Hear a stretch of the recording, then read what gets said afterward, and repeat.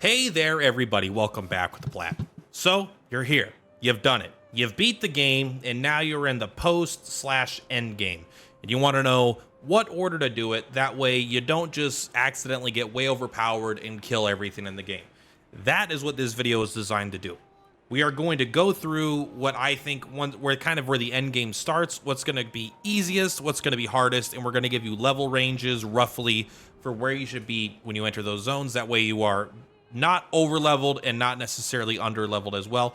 Kind of as a continuation of my last video, but this one is definitely more specific about the end game. First though, I am going to attempt to not discuss any spoilers at all. However, because this is about endgame, it is possible that some things will come up.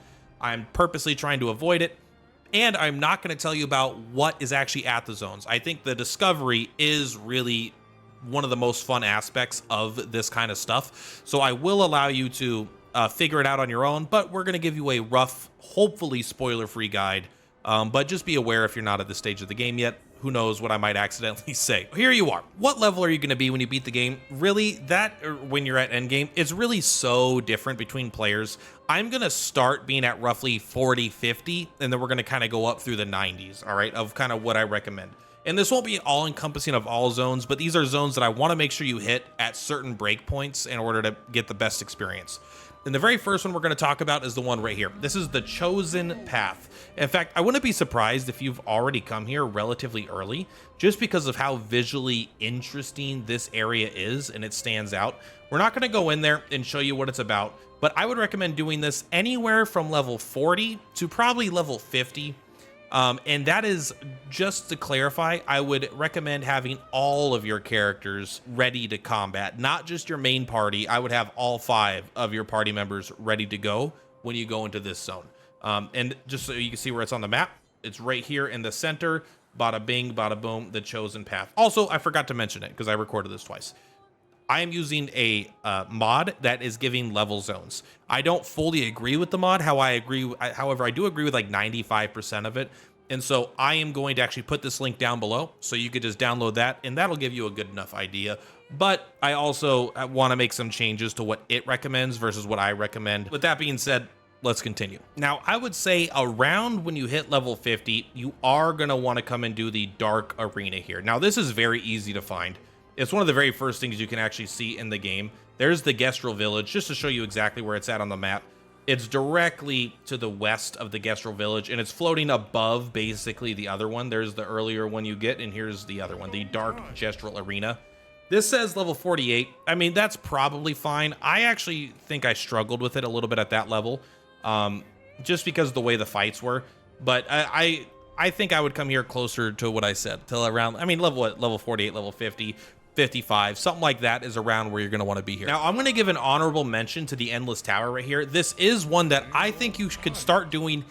I didn't know where to put it on the list, because when you first go here, I think you could start this at about level 40. However, you're not going to finish it. It's very unlikely that you will finish the Endless Tower at level 40. So what I do recommend is you go here almost like very early in Act 3, like I tell you in my other video. But I would say periodically visit here. If you ever get to a point where you're stuck, maybe go do something else for like do one zone and come back here, try to do another fight, or do 2 zones, or, you know, gain like 10 levels, come back and do some more. You want to periodically visit it. And I would say when you're at the top of the tower, that's roughly a level 85, 80 to 85 zone. I think it's listed here as like a level 99 zone. I don't think it's level 99 difficulty. I think it's quite a bit easier than some of the other zones. But this is definitely something you're going to want to end in your probably mid 80s. So next up, I would actually recommend going for the dragon. I would say that this is a between level 60 and 70 fight. I believe, because the mod doesn't tell you that specifically. Based on what I've found out by talking to people, they say this is about a level 60 to 70 fight. Now, this is one of the most tragic fights to save till too late, because if you come here and you just one-shot this guy, you don't get to experience any of their mechanics. And I know it's not a dragon. It's like literally a lighthouse that's like living and stuff, but I just call it, it's closer to a worm than a dragon, but I just call it a dragon. But yeah, I think this is a really fun fight, probably, if you can actually engage with the mechanics. I guess he's like a big paintbrush. Huh? In case you forget where the dragon's at, you're gonna, if you zoom all the way out and go directly to the east, you know, to the right side of the map, and basically over this little island here. He's not directly over there, but if you use that island as a landmark, plus he's in the sky, so you're gonna be able to find him. Next up is this little zone right here. It's actually not a little zone, it's pretty big, but it feels a little tucked away. This is one of the last zones I actually ended up discovering and exploring through, the Endless Night Sanctuary. And like this mod says, I do think level 70 plus is a pretty good spot to be. It is a surprisingly difficult zone, but when I found it, again, I found it pretty late. But when I went through to New Game Plus, I actually wasn't one-shotting everything right away, so this is the kind of area you want to do at around level 70, and I'm going to be honest, there's a lot of good stuff here.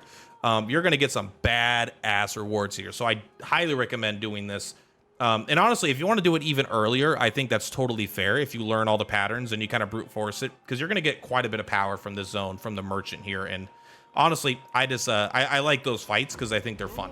All right, you've been looking at these all game, and I think at this stage, you are finally equipped to actually do these fights. Get away from me. Get away from me. We're finally ready for the painting workshop. Now, this says level 96 plus. I actually think you don't want to really save this past level 80 too much. And I think you could even do it sooner. Now, stats-wise, this can be a difficult zone. However, I think most players will find the pattern of the enemy or enemies. I actually can't quite remember, but I remember finding this zone particularly easy. So you could probably brute force it way earlier, but there's a lot of HP in here. You definitely are going to want to be able to deal some damage, or you're just going to be spending all day doing it and you'll die to one mistake.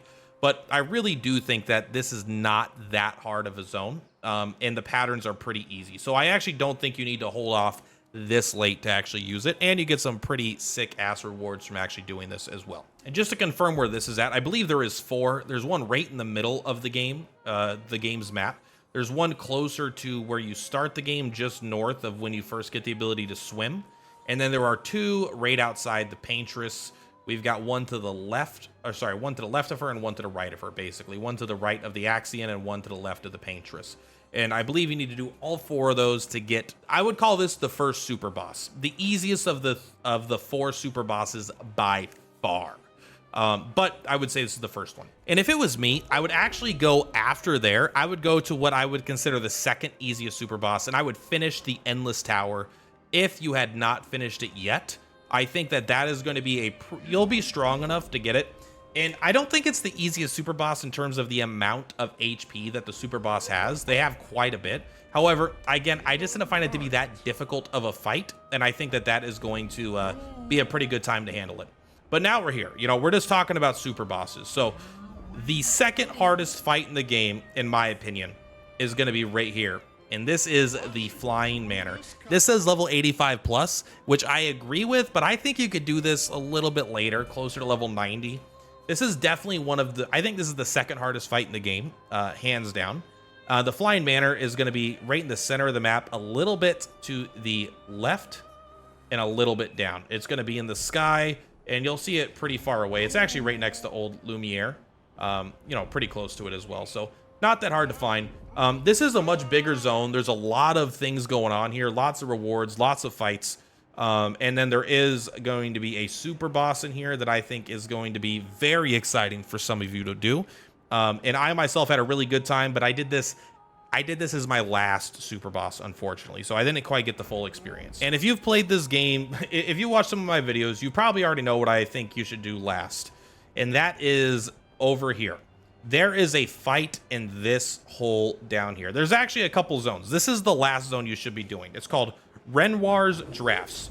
It says 95 plus, but really I think this is like, yeah, I mean, that's totally fair. But I think this is like the level 99. This is like the hardest zone in the game for sure.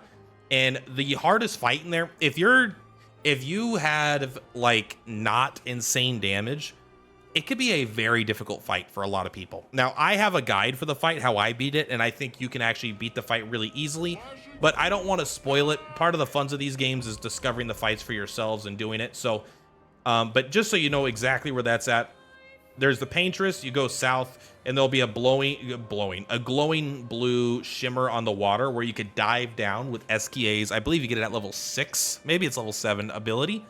and then you will be able to go into the Renoir's drafts. And this is definitely the ultimate challenge of the game. Easily the hardest fight that if you are not prepared for, you will get destroyed. And if you know how to prepare properly, you will be able to destroy it. And I think that is what kind of makes a good RPG. You have the ability to either get destroyed or be destroyed depending on your skill level of playing the game. But yeah, that's basically it. That's roughly the order I would recommend doing the things in, and roughly the level you should be to do those things. I've seen that question come up enough times where I figured I should make some video kind of going over it. So hopefully this was relatively spoiler-free and helpful to you. Let me know in the comments down below if it was or if it wasn't. Watch this. Let's see how good this game is. Is this game good?